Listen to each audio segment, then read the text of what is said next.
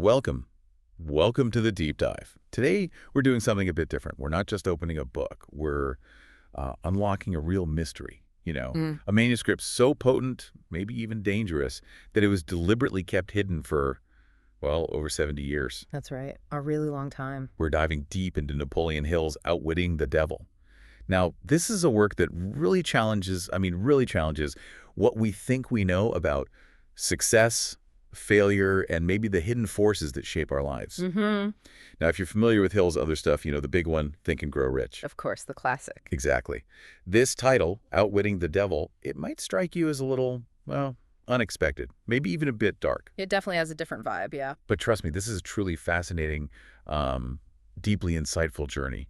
It goes right into the core of human thought, the way fear grips us, and surprisingly, the path to personal mastery. So, okay, let's unpack this a bit. What made this particular manuscript so controversial? Why hide it for decades? Well, the sources are pretty clear on the initial reasons. It was very much rooted in the social climate of the 1930s when it was written. Okay. Hill's own wife, Annie Lou, was apparently vehemently against publishing it. His wife? Yes. She genuinely feared a massive societal backlash. I mean, think about it. Here's a book laying bare what Hill called the devil's work. Right. And not as some cartoon devil, but as this corrosive influence working subtly within places like churches, schools, even politics. Wow. So institutions people trusted. Exactly. And back then, revealing these ideas, plus Hill's sheer audacity in framing it this way, Right. it was seen as deeply threatening to the established order, the very core of society. So too explosive for its time. That seems to be the consensus, yeah. Right. Far too paradigm shifting. So our mission today in this deep dive is really clear. We're going to meticulously explore these controversial insights Hill had about human nature, about fear, this insidious, often invisible fear, and the path to mastering ourselves. And it's all presented through this incredibly unique frame, right? This interview with the devil. Precisely. It's one of the most compelling narrative devices you'll find in this kind of literature. We need to examine why it was considered too dangerous back then and, crucially, what timeless, really actionable lessons it holds for us right now, today. And it really is remarkable, isn't it, that it finally came out in 2011. Yeah, decades later. Hill passed away in 1970. Long after, yes. It was the Napoleon Hill Foundation and particularly Sharon Lechter who put in considerable effort to get it published. She was pivotal. So this long delay, this suppression, it begs the question, doesn't it? Was it just that old fear of criticism from, say, religious groups or educators? That's the big question. Or was there something, I don't know, deeper, maybe even something providential at play? What do the people involved say? Like Lecter. Well, Sharon Lechter offers a fascinating perspective, almost spiritual. She suggests it wasn't released when the world was necessarily ready, but rather, and this is her quote, when God felt it was the right message at the right time. Implying a kind of deliberate timing, like maybe we needed to hear it then. That's the implication, yeah. That maybe humanity was more receptive, or perhaps needed its challenging truths more urgently in 2011. And what's truly fascinating here, beyond just the timing, is how Hill chose to present these really profound, sometimes unsettling concepts. The interview format again? Exactly. He didn't write some dry academic text or, just another self-help book with bullet points. No checklists here. Right. He crafted this incredibly powerful narrative through a direct, literal interview with the devil. And this isn't just like a clever trick to grab your attention. No, it's absolutely essential. It's key to understanding the whole philosophy. By flipping the perspective, making the devil reveal his own secrets, Hill explores these darker, often ignored aspects of our psychology and society from this sort of inverted viewpoint. Like reverse engineering failure. Kind of, yeah. It makes the revelations hit harder, more memorable, frankly unforgettable. It forces you, the listener, to confront uncomfortable truths because you're hearing them from this completely unexpected source. That framing definitely gives the insights more weight, like hearing a magician explain the trick. But, okay, before we get to the devil's big confession, it feels important to understand Hill's own story first, his struggles, because that really sets the stage for this whole dramatic interview, doesn't it? Absolutely. He's very open about it. His early career, he describes it as being marked by this deep restlessness, this constant searching for contentment. Sounds familiar. A lot of people feel that way today, searching for that ideal career, that sweet spot. Exactly, that feeling of wanting fulfillment and success. And Hill admits, quite candidly actually, that his own difficulties, his lack of direction back then, were often self-inflicted. He blamed it on what he called the worst of all human ailments, indecision. Indecision. Wow, that's a harsh self-assessment. It is, but it shows his honesty. He acknowledged his own role in his struggles.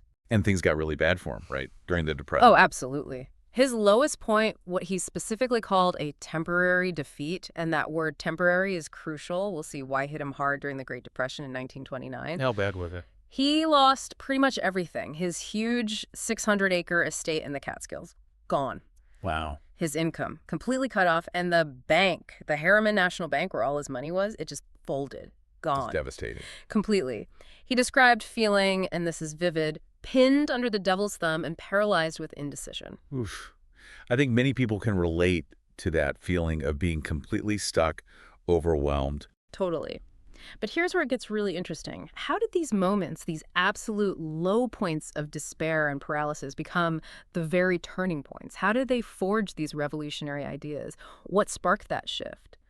Well, it's precisely in those moments, Hill explains, that real transformation happens.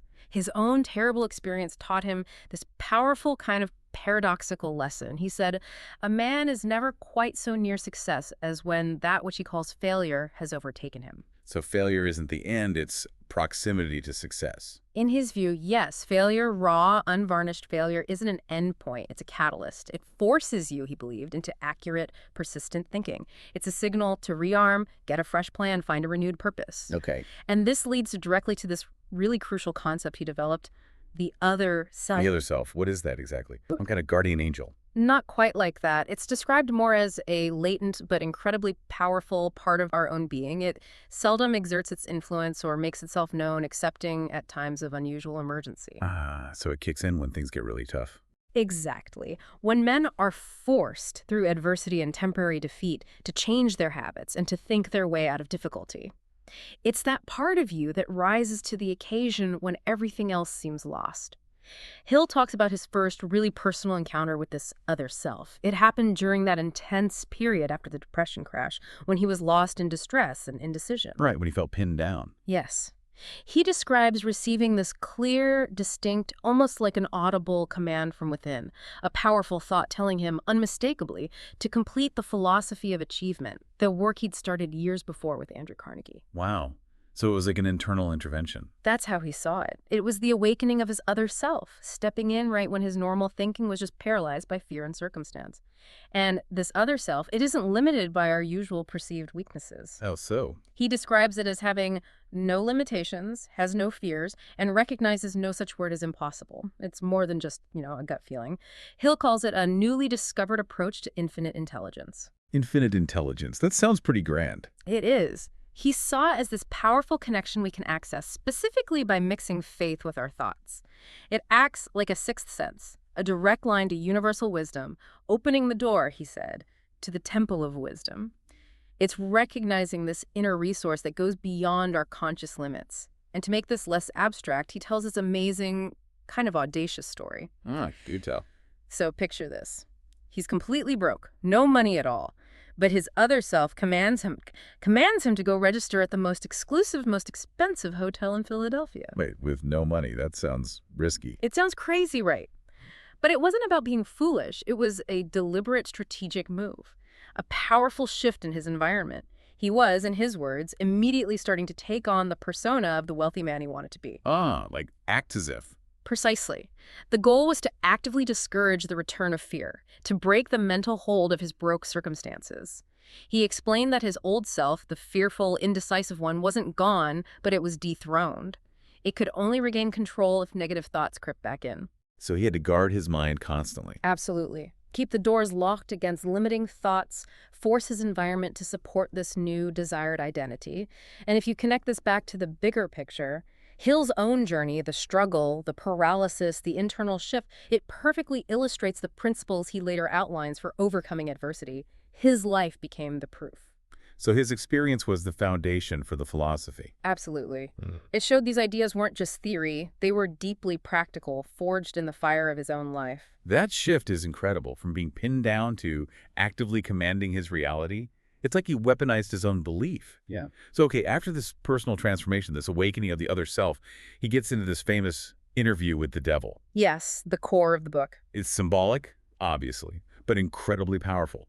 Hill, now empowered, confronts this entity. He calls him Your Majesty, as instructed, apparently, and forces him to spill his secrets, his methods of control. Right.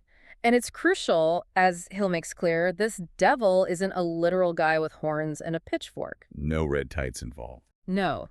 Hill defines the devil as a principle or form of energy which expresses the negative side of matter and energy. And here's the kicker. This negative principle exists only in the minds of people who have fears. Only in the minds of people with fears. So fear gives it power. That's the core idea. It's a mental construct, a force that feeds on human susceptibility.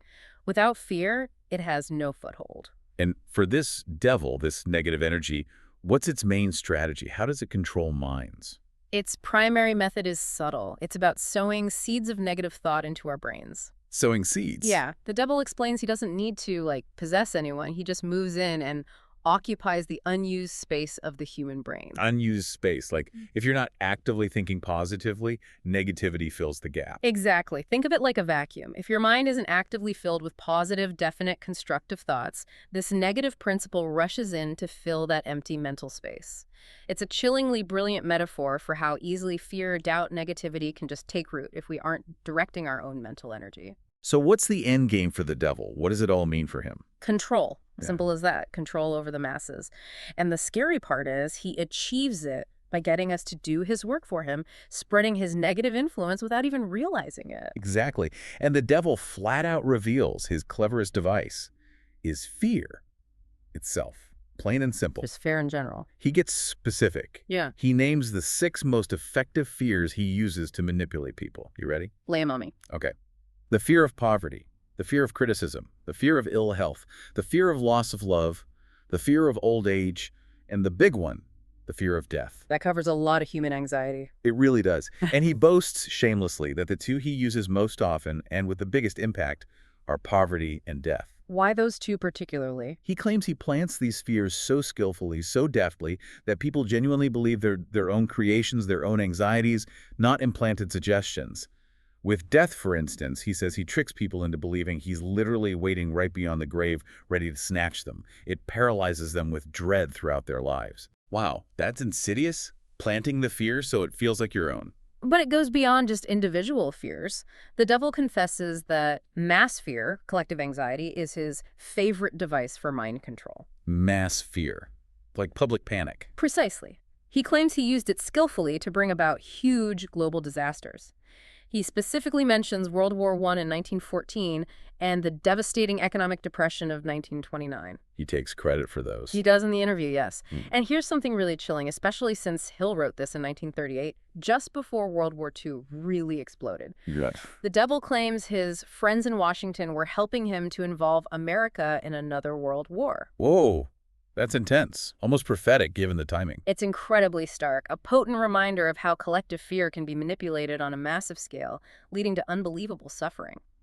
Regardless of your politics, that idea of fear as a tool for mass manipulation, it definitely makes you think about history and even current events. It really does. It forces you to look beyond the headlines sometimes. But perhaps the devil's most insidious tool, and he says it's the most common cause of failure in every single area of life, is something he calls drifting. Drifting. What does that mean? Like being aimless? Exactly. He defines drifters as people who do little or no thinking for themselves. They just let circumstances or other people's opinions or just plain inertia dictate their lives. Floating along. Right. And he warns, habits are related, drift in one direction, and soon you'll be drifting in all directions. This is like a domino effect. He says he starts instilling this drifting habit really young. Wow. Mainly by getting kids to go through school without ever figuring out or defining their definite purpose in life. He also uses what he calls environmental habits, those constant, subtle influences from our surroundings that just shape how we think and act by default. Okay, so who helps him do this? Who are his accomplices in creating drifters? Well, this is where it gets really controversial. He points fingers directly at parents. Parents, but they want what's best for their kids. Of course. But the devil argues that by helping too much, like constantly finishing a child's sentences, maybe doing their homework for them, they inadvertently, even with the best intentions, encourage this fundamental habit of drifting. How so? He says, chillingly, unearned gifts of every nature may become a curse instead of a blessing. Think about it. If a child never struggles, never has to think for themselves, never develops resilience because everything's done for them, they don't learn to navigate life independently. That makes a disturbing amount of sense. Who else? Next up, public school teachers. The devil claims they teach kids almost everything except how to use their own minds and think independently. Ouch.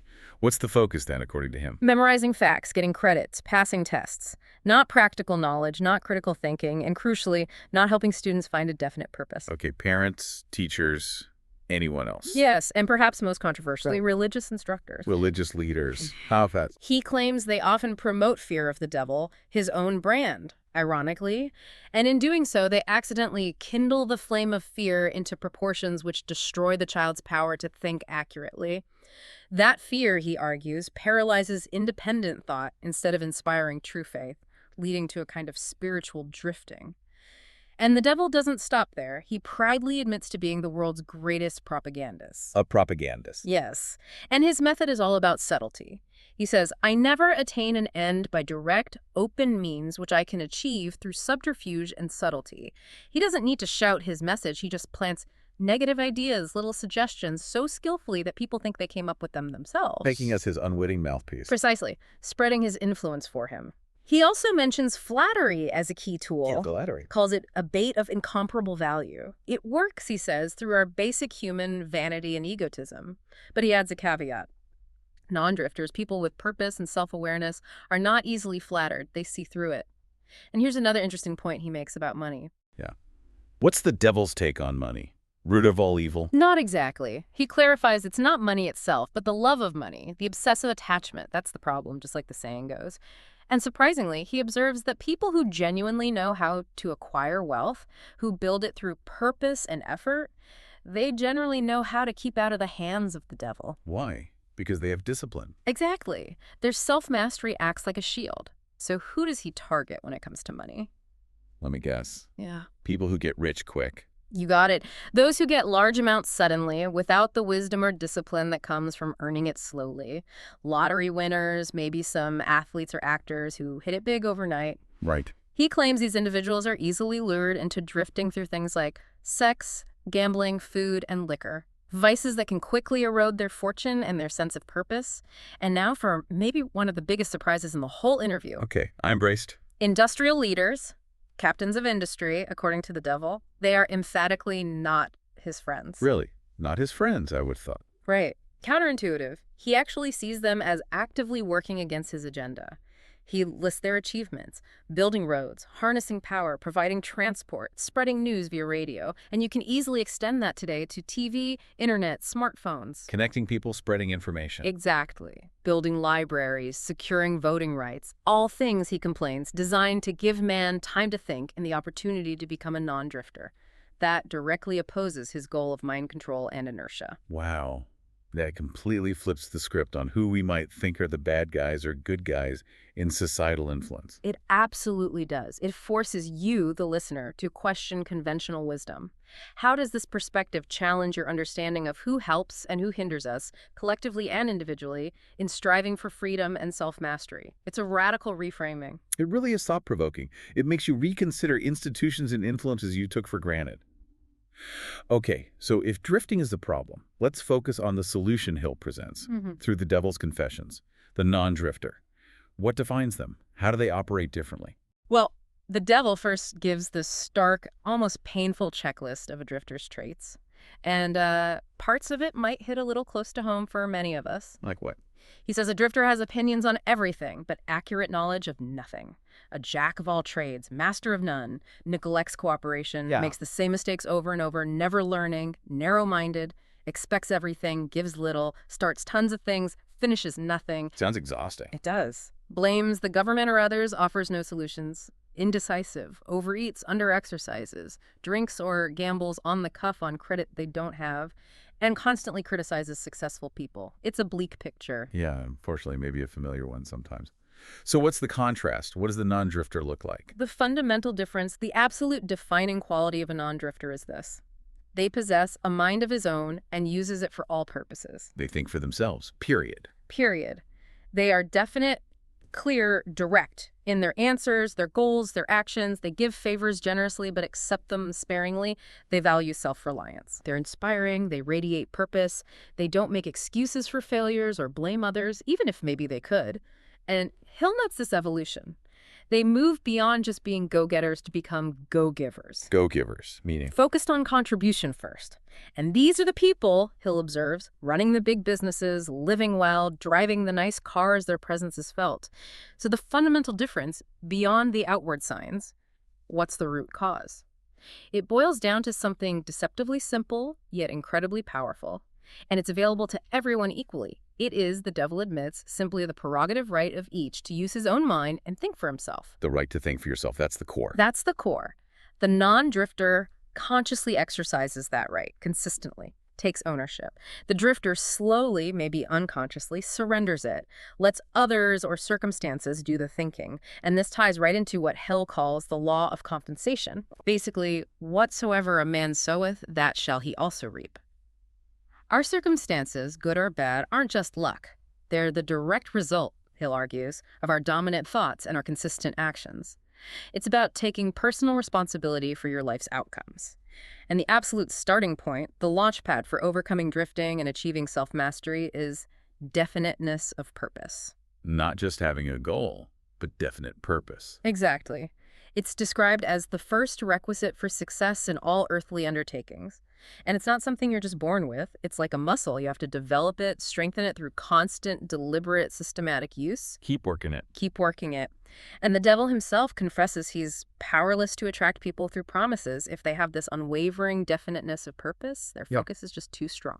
Wow. It's like kryptonite to the devil. Pretty much. He even says dramatically that all habits, save only that of the love of definiteness of purpose, may lead to the habit of drifting. Wait, all of their habits, even good ones. That's what he claims.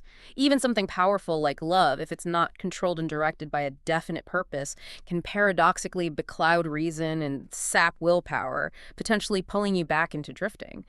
He actually ranks will and reason as more crucial than uncontrolled emotion for achieving true freedom. So, to reach this state, to become a non-drifter, Hill lays out these 7 principles of psychology. The source highlights self-discipline as perhaps the most critical. Self-discipline. Okay, what does that involve in Hill's view? It involves mastering our basic human appetites. First, food. Not just dieting, but eating what your body actually needs for health and vitality, keeping your system clean. Makes sense. What else? Second, sex. Hill saw sexual energy as incredibly powerful creative energy. It's not about suppression, but transmutation, channeling it into constructive action. He argued overindulgence depletes creativity and health, hindering clear thought and decisive action. So managing that energy constructively. Right. He felt sex and thinking were closely linked, and that understanding its proper use was vital for health. He even advocated teaching it openly in schools and homes. Controversial for the time, I bet. What's the third aspect of self-discipline? It extends to our thoughts and words. Disciplining the habit of expressing loosely organized opinions, avoiding what he called a grasshopper mind, jumping from idea to idea without follow-through, or, writing uninvited letters to important people without a clear purpose. It's about focused, disciplined thought and communication. Another absolutely key principle for the non-drifter, linking back to that go-giver idea, is giving service. Giving service. How does that combat drifting? Well, the devil, forced to reveal the cure, advises telling drifters to wake up and give, some form of service useful to as many people as possible. It's a fundamental mindset shift. Non-drifters, he states firmly, must give before he gets. Contribution before reward. Exactly, a proactive value creation mindset, understanding that reciprocity. Then there's caution in selecting associates. Hill considered this non-negotiable. Choose your friends wisely, basically. And your colleagues, your partners, everyone you associate closely with. He wrote, "Without the exercise of caution in the choice of all associates, no one may be certain of success in any calling. It's critical." So how does the non-drifter choose? They carefully select and allow no one to become closely associated, unless that person contributes some form of helpful influence or bestows some definite benefit. It's not about being snobby. It's about protecting your mental environment from negativity and ensuring your circle lifts you towards your purpose. Furthermore, the power of positive thought is presented as this inherent gift we all have. Life gives to everyone the power of positive thought, which is sufficient to master all circumstances of adversity and convert them into benefits. So not just wishful thinking, but actively using thought to transform challenges. That's the idea, directing your mental energy. And finally, there's wisdom. How does Hill define wisdom here? As the ability to relate harmoniously to nature's laws and to other people, fostering willing cooperation. And interestingly, he notes this usually comes primarily through overcoming adversity and learning from failure, often fully blossoming only after age 40. Suggesting wisdom is earned through experience. Exactly. Lived experience and disciplined reflection. And what's just so fascinating, almost ironic, is that the devil, the master of failure, is forced to lay out the exact blueprint for success. The enemy handing you the keys to defeat him. It makes the advice incredibly potent. It's an amazing dynamic. Getting truths from the source of deception itself, it really makes you think about where wisdom can hide. Okay, so moving on. Hill really digs into the devil's controversial views on education and society.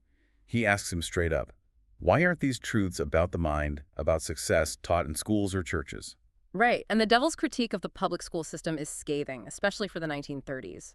He claims the system endeavors to teach children to memorize facts instead of teaching them how to use their own minds. Focus on rote learning, not critical thinking. Exactly, all about accumulating credits, passing tests, not practical application or fostering independent thought or helping kids find that definite purpose. So, what does this imply for us? A potentially fundamental flaw in how we prepare young people, maybe making them vulnerable to drifting right from the start. Indeed. And under pressure during the interview, the devil actually outlines these radical, treasonous suggestions for completely overhauling public education. What did he propose? He said, reverse the whole system. Instead of memorization, empower kids to think for themselves and, crucially, help them choose a definite major purpose early in life. Teach them about habit, about hypnotic rhythm, how habits get locked in, and actively encourage independent thought as a core skill. So teaching them how to think, not just what to think. Precisely. He also stressed teaching kids that their brain is just an instrument for thought, not the thinker itself. That distinction empowers them to direct their own minds. Interesting separation. Yeah, and he argued kids should learn the value of inner harmony through self-control and be taught the law of increasing returns, always give more and better service than expected, because that leads to greater rewards. Teach the golden rule not just as a nice idea, but as a practical law of reciprocity. And critically, teach kids how to form opinions based on facts, not just blindly accepting what parents or religious figures say. Encouraging critical evaluation. Absolutely. He even advised explaining the dangers of things like cigarettes, liquor, narcotics, overindulgence in sex, not forbidding them, but transparently explaining how they destroy willpower and lead to drifting. He even suggested encouraging the sixth sense, those intuitive ideas from unknown sources, saying they should be examined carefully. And his reform ideas didn't stop there. He suggested ditching traditional classrooms for roundtable or conference systems, promoting individual instruction and discussion. More interactive. Much more, and perhaps most radical for the 1930s. Integrate auxiliary instructors, bring in successful business people, professionals, scientists, artists, people from the real world to share practical working knowledge directly with students. Wow, that sounds remarkably modern in some ways. It does. Which raises that important, maybe unsettling question. If these ideas were laid out so clearly in 1938, why haven't they become mainstream? The source material notes that even today, attempts to bring in practical teaching are often seen as just enhancement to material, not core curriculum. There's still a gap. Beyond schools, the devil hammers home the huge impact of our environment and this law of hypnotic rhythm. Hypnotic rhythm, explain that. It means we can submit, consciously or not, to any influence in our environment, positive or negative.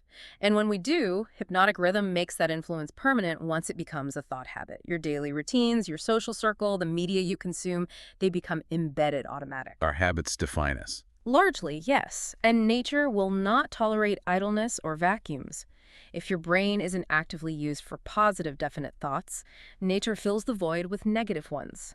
This, he argues, is why negative influences are forced into association with one another, Positive influences are just as definitely forced into association with one another. It's like magnets. Which explains why successful people tend to hang out together. Exactly. Positive attracts positive. Negative attracts negative. Our environments become self-reinforcing loops.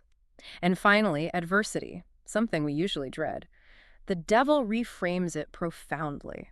Wow. He admits, surprisingly, that failure often serves as a blessing in disguise because it breaks the grip of hypnotic rhythm and frees the mind for a fresh start. It's through challenges, through temporary defeats, that people are forced to think their way into wisdom. So even the devil acknowledges that struggle leads to wisdom. It seems so.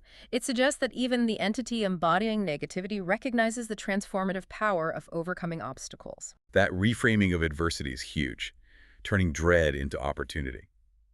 Okay, let's shift gears slightly to another really fascinating and very personal aspect of Hill's own method. A practice that might sound a bit out there at first. Ah, you mean his invisible counselors? Exactly. Beyond the principles, he practiced this unique kind of hero worship, actively imitating people he admired using faith and imagination. But this imaginary cabinet, that takes it to another level. It was definitely a unique practice, maybe even visionary. He held these nightly imaginary council meetings. His attendees, great living achievers, though ironically, most were historical figures long deceased. Who was in this cabinet? It was a serious lineup. Emerson, Thomas Paine, Edison, Darwin, Lincoln, Luther Burbank, Napoleon Bonaparte, Henry Ford, and his original mentor, Andrew Carnegie. Quite the brain trust, and the process was very specific, very disciplined. Every night before sleep, he'd shut his eyes and see, in his imagination, this group of men seated with me around my council table. Just visualizing them. No, much more active than that. He would audibly address each cabinet member, asking for specific knowledge and the traits of character I wished each to contribute. Like asking Emerson for insight into nature. Exactly. Or Paine for independence of thought, Edison for faith and persistence. He even described them interacting in his mind like Napoleon scoffing at church reform or Paine and Darwin cracking jokes. It was a full, immersive mental simulation. And Hill was adamant that this practice genuinely helped him in rebuilding my character and gaining insights beyond his normal conscious reach. So what was the deeper meaning for him? Was it just psychology? He saw it as more, a practical way to tap into infinite intelligence, universal energy. He believed your own thoughts and desires serve as the magnet which attracts units of life from the great ocean of life. He thought the friendly units, the persistent essences of these great minds, would come to his aid because these units are eternal. What's truly fascinating is how this seemingly fantastical practice isn't presented as just daydreaming.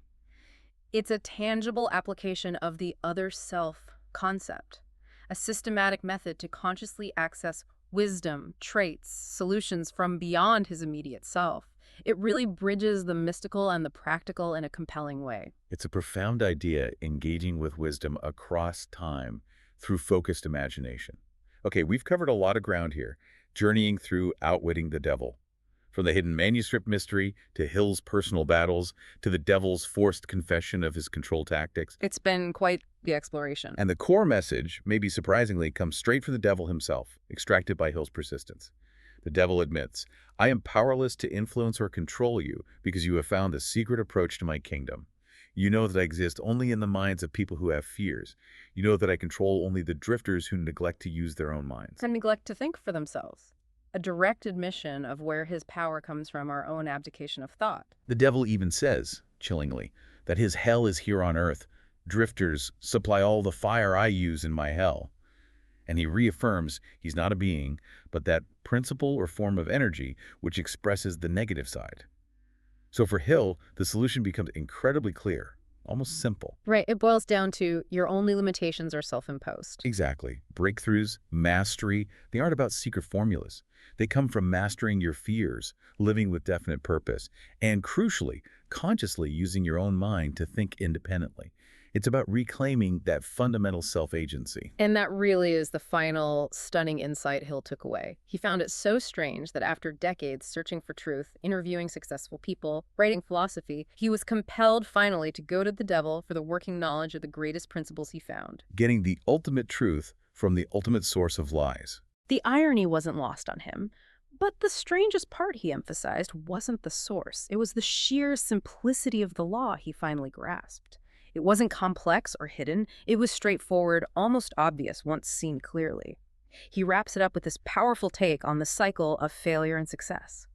Every failure brings with it the seed of an equivalent success. It's like a universal law, a promise hidden in every setback. The seed of equivalent success. But, he warns, that seed only germinates when it is in the hands of one who recognizes that most failures are only temporary defeat and who never, under any circumstances, accepts defeat as an excuse for drifting. It's a call to resilience. Use setbacks as launch pads, never excuses. So let's bring it back to today. Considering Hill believed his book came out at the right time in 2011, almost a century after he wrote it, and thinking about our own modern challenges, information overload, anxieties, distractions, economic worries. All the things pulling us towards drifting. Exactly. It raises this important final question for you, our listener. What personal drifting habits are we, collectively or maybe just individually, still allowing to persist in our lives today? And, thinking back to what the devil said, what unearned gifts might we be unknowingly accepting, gifts that can subtly become curses that are preventing us from fully activating our other self and living with that absolute, unwavering, definite purpose Hill champion? That's a powerful question to sit with. It really is. Something to ponder long after this deep dive ends. The answers might just unlock your own path forward.